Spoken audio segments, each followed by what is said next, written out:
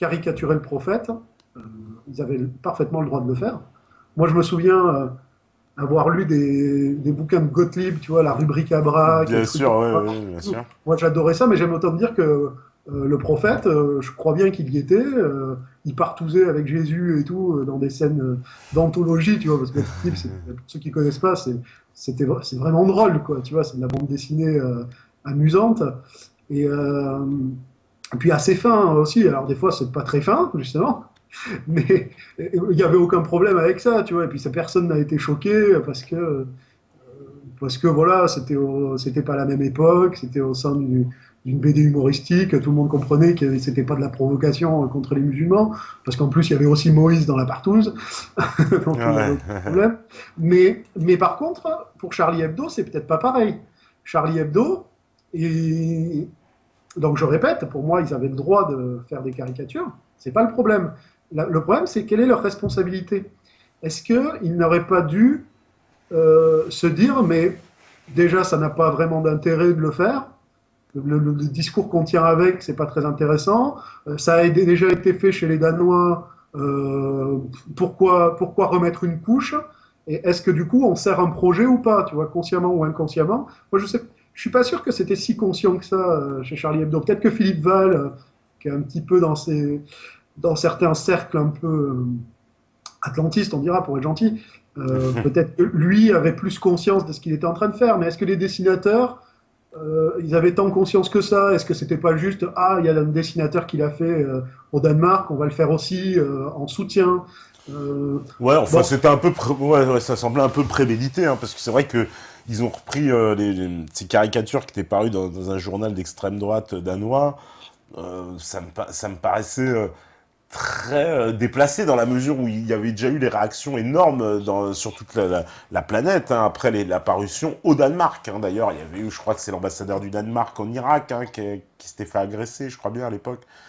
exactement, exactement. Et dans ce cadre-là, justement, puisqu'ils ont vu les réactions que ça a Ouais, provoqué, ouais, ouais, ouais, ouais. est-ce qu'ils n'auraient pas dû se demander quelle est notre responsabilité? Tu vois, Mm. est-ce que on va faire de la liberté d'expression pour faire de la liberté d'expression? Encore une fois, là, pour l'instant, je reste sur du basique et je ne parle pas des projets ultérieurs un peu plus complotistes qu'il y a pu avoir, hein, que je ne nie pas. Mais si on reste juste sur du basique, pourquoi enflammer une situation où il y a déjà le feu? Est-ce que leur responsabilité à ce moment-là, c'était pas de dire, bah, c'est pas le moment, tu vois, ça n'a pas d'intérêt, donc bah, on va pas le faire juste pour le plaisir de remettre une couche. Voilà, ça, ils auraient très bien pu tenir ce discours-là Ouais. et ne pas le faire. Bon, du coup, on n'en aurait jamais entendu parler, du coup. Mais moi, je pense que voilà, la liberté d'expression à ce moment-là, c'était pas l'obligation de mettre aussi sa propre caricature. Ouais, ils étaient pas, voilà, ils étaient pas forcément obligés. Il y a, alors, il y a pas mal de réactions. Alors encore, évidemment, sur Medine, bon, il y en a qui débattent. On m'a balancé les liens aussi pour me dire que finalement, si SOS Racisme attaque Willy Sagnol, hein, quand même. Il y a une plainte qui a été déposée hein, de SOS Racisme.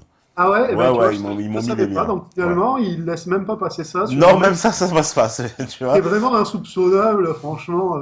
Enfin, je pense, hein, c'est Ouais. mon point de vue.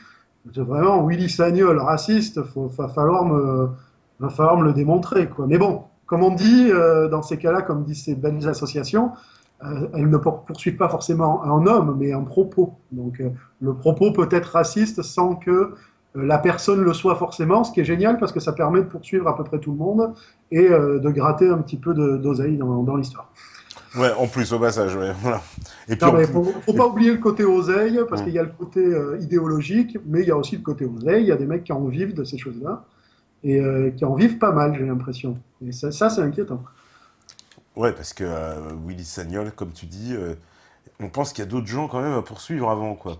Euh, Et alors, oui, tu comprends, ces associations, elles ont besoin de trouver des mecs médiatiques à poursuivre, parce qu'elles ont, pour justifier leur existence, il faut à la fois poursuivre des kidams, mais aussi de temps en temps des mecs un peu connus. Alors bon, voilà, Dieudonné, ils le poursuivent déjà assez, puis en plus, médiatiquement, il passe pas, donc ça peut pas faire la...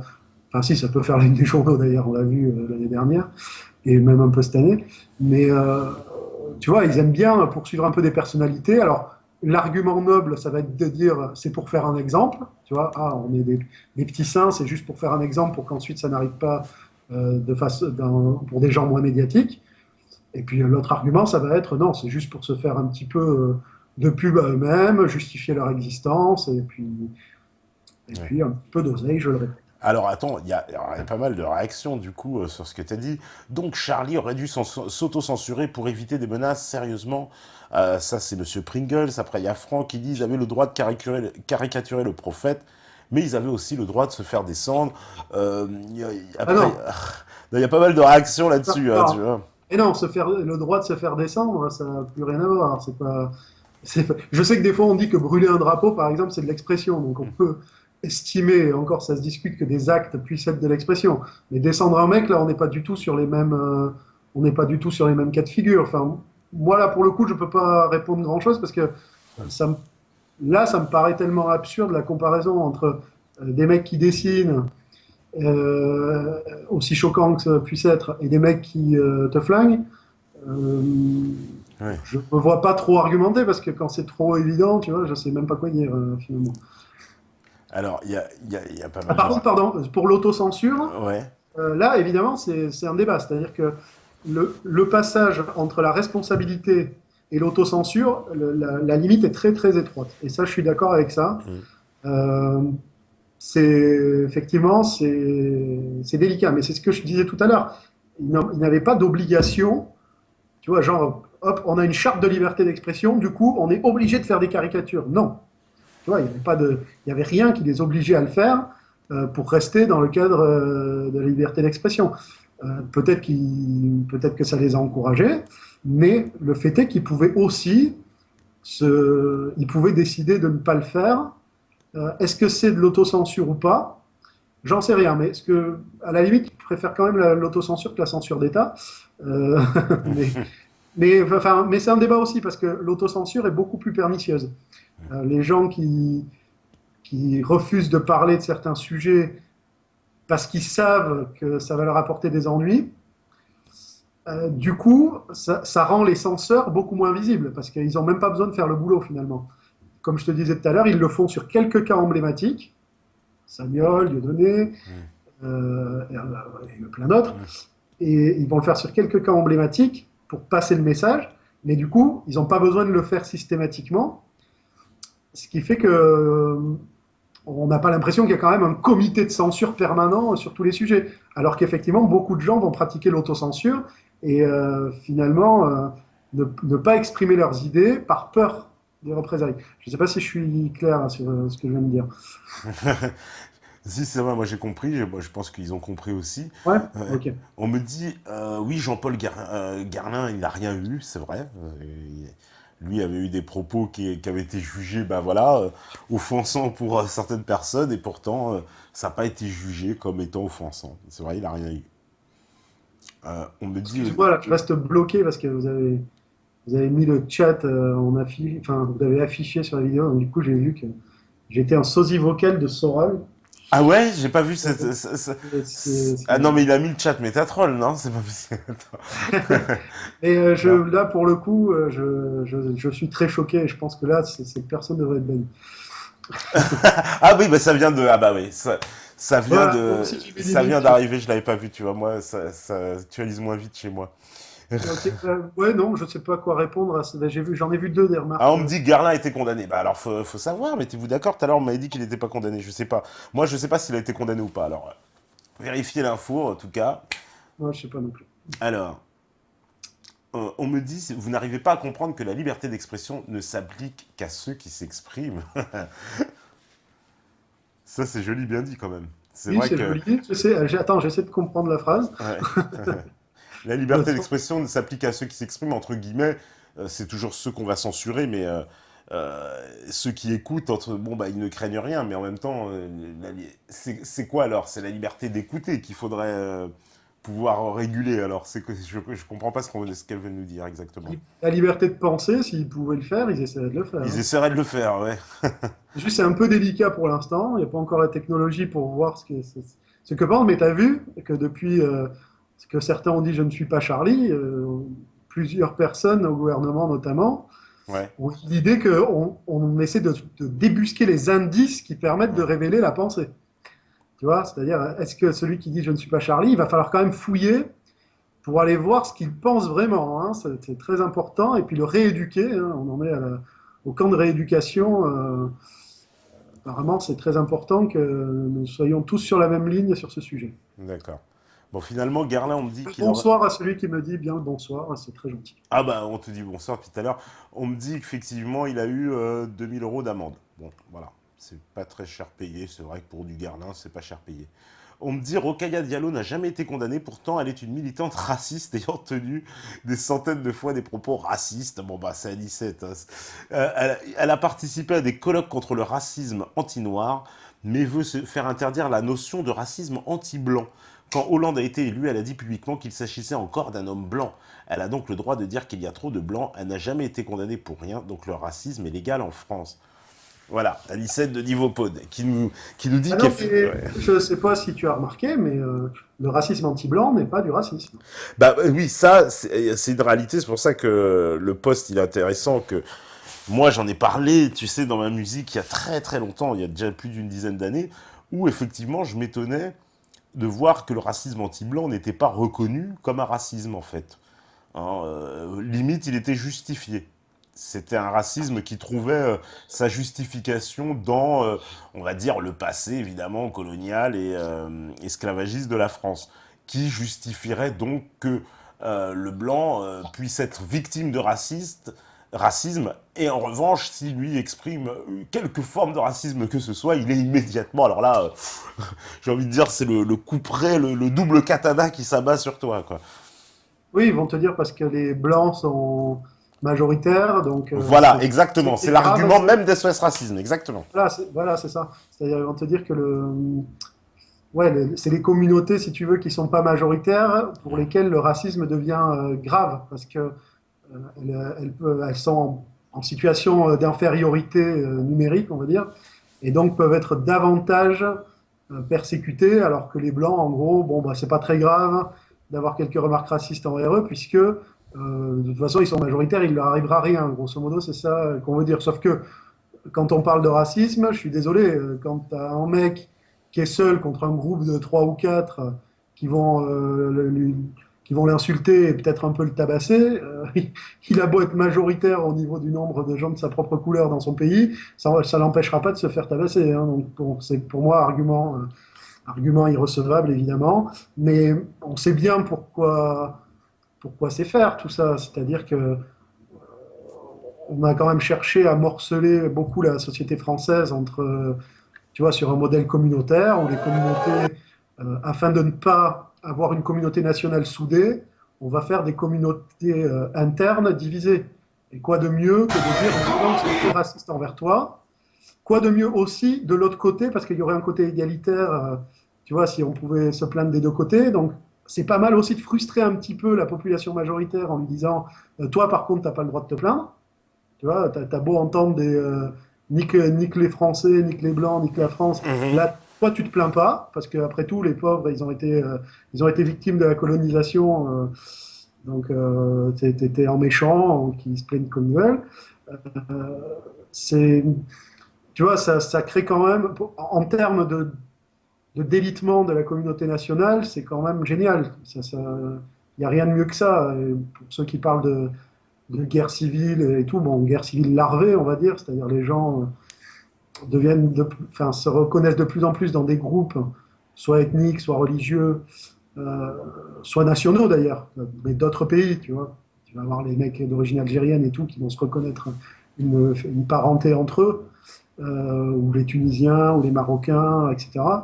Euh, et la communauté nationale, du coup, est très morcelée et donc est d'autant moins puissante et d'autant plus facilement manipulable. Bon, c'est le classique du diviser pour régner.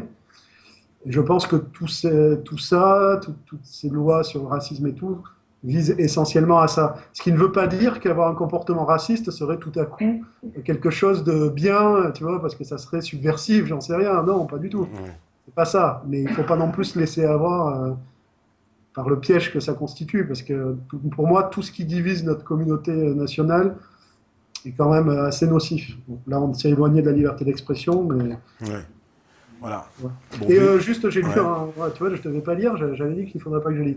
Mais le mec qui a demandé si j'étais sérieux quand j'ai demandé à bannir la personne qui m'a comparé à Soral, je précise, évidemment, je plaisantais, hein, ça n'a aucune importance.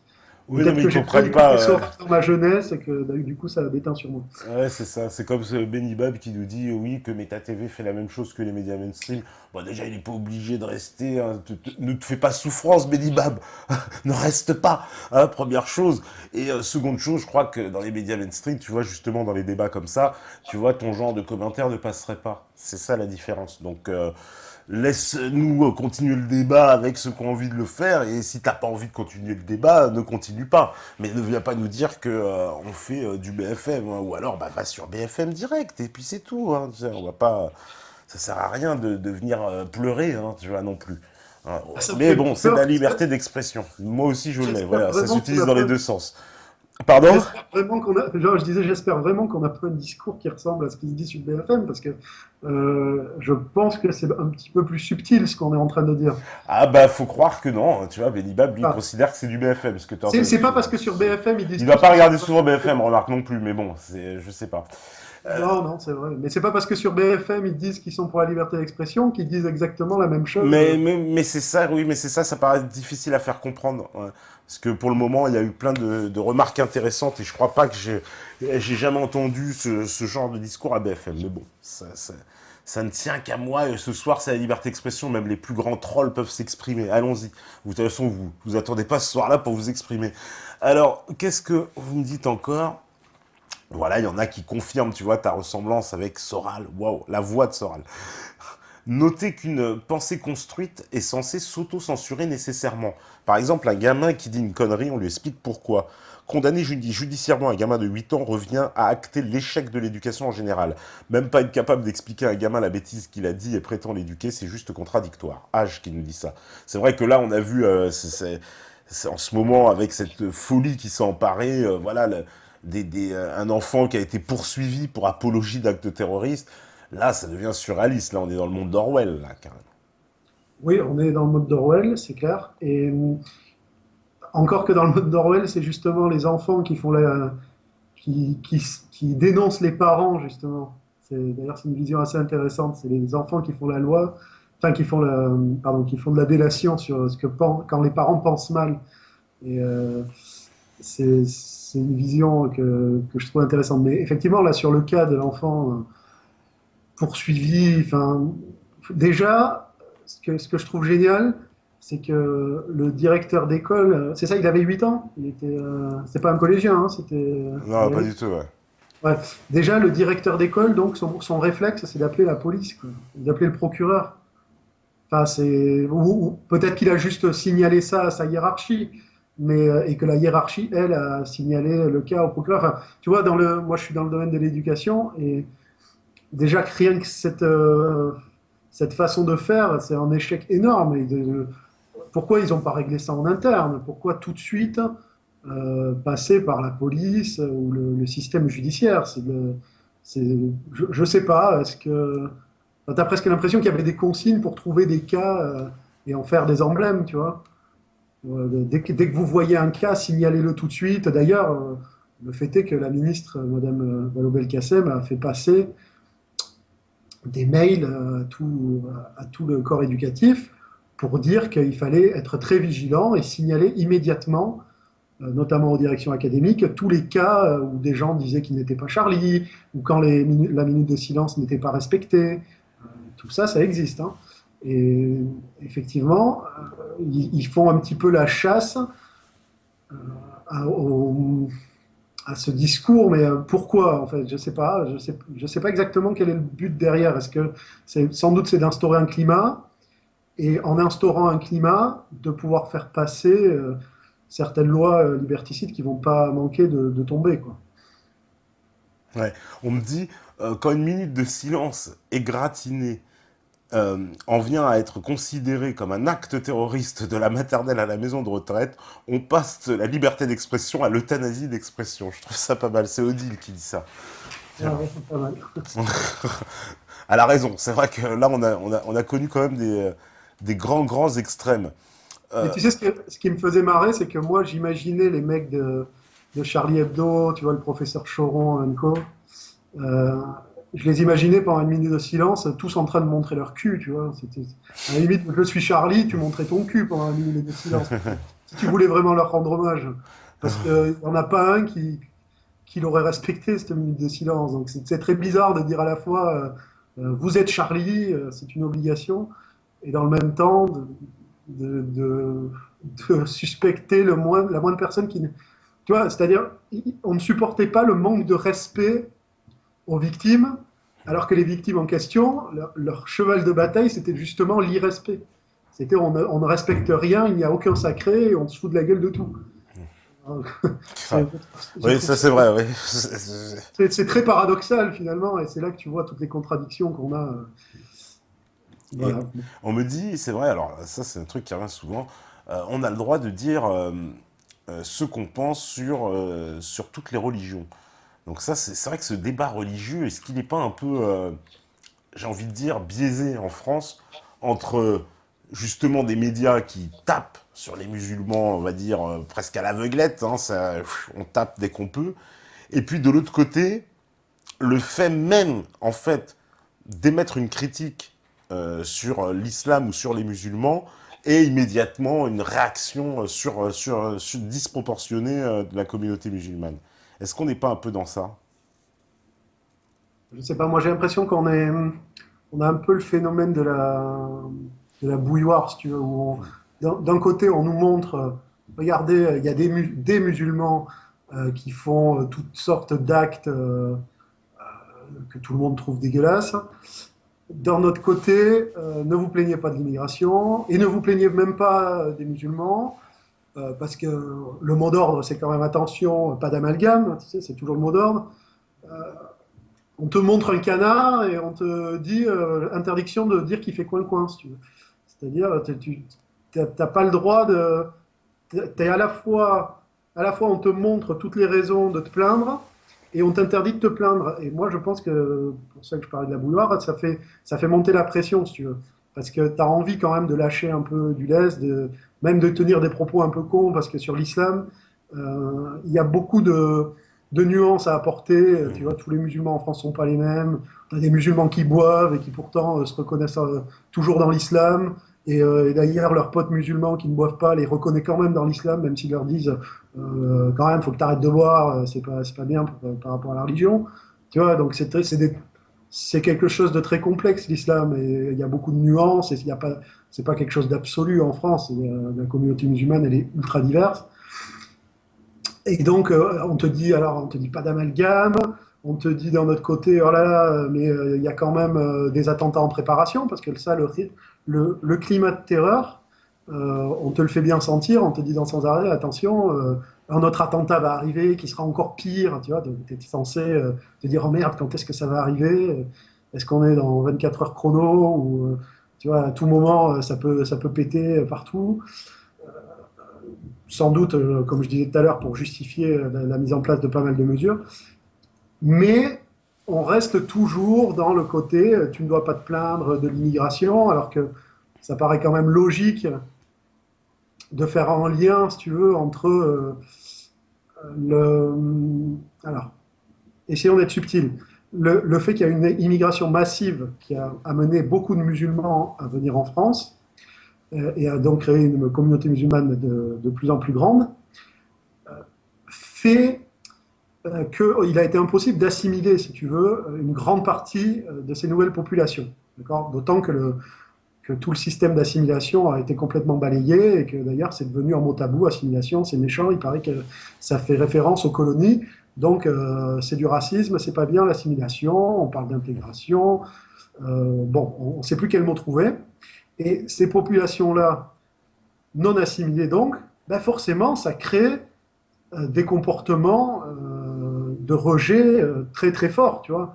Des mecs se reconnaissent dans des formes d'islam qui sont très extrêmes, qui sont pas du tout acceptables en France, mais le problème c'est qu'on baigne dans des populations qui sont totalement non assimilées. Tu Mhm. vois, le problème c'est pas l'islam, le problème c'est que tu as trop de gens qui se sentent pas français.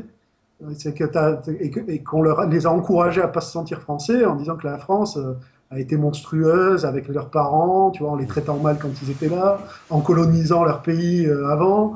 Euh, donc, tu as tout un discours comme ça qui ne peut conduire ces populations qu'à un rejet de la France. Hmm. Alors qu'on devrait au contraire leur dire devenez français, tu vois, devenez, Ouais. aimez ce pays parce que c'est le vôtre, c'est dans celui-là que vous reposerez, que reposeront vos ossements et les ossements de vos enfants plus tard. Et puis qu'on ne peut pas vivre dans un pays qu'on déteste. Attention, je ne généralise pas, je ne dis pas que tous les immigrés détestent la France, mais je dis que le manque d'assimilation fait qu'il y en a beaucoup et beaucoup de trop. Et tout ce discours-là, tu ne peux pas le tenir parce que ça reste FN, ça reste méchant, ça reste là, on va renvoyer tous les Arabes à la mer, tu vois, tout de suite, t'es caricaturé alors que c'est pas du tout de ça dont tu parles. Ouais. Bon, et phénomène pour revenir aux attentats de Charlie Hebdo, moi, c'est vraiment le côté, tu montres une situation et en même temps, t'as pas le droit de t'en plaindre, qui fait que une fois de plus, je pense on crée des tensions. Et je pense qu'il y a beaucoup, beaucoup de tensions en France en ce moment. Et, euh, et que contrairement au discours dominant qui dit qu'il faut les alléger, on fait tout pour les entretenir. Alors, il y avait une question que j'ai vue qui était assez intéressante tout à l'heure, quelqu'un qui t'interpellait. Et voilà, il dit, ma liberté d'expression induit liberté de dire, qu'on le pense ou pas, que des races existent, qu'il y a un ordre, etc. C'est les actes qu'il faut encadrer, pas les dire ou les penser. Si Irigoyen conserve sa logique, il devrait dire, le racisme anti-blanc, c'est une opinion comme une autre. Alors, vaste question.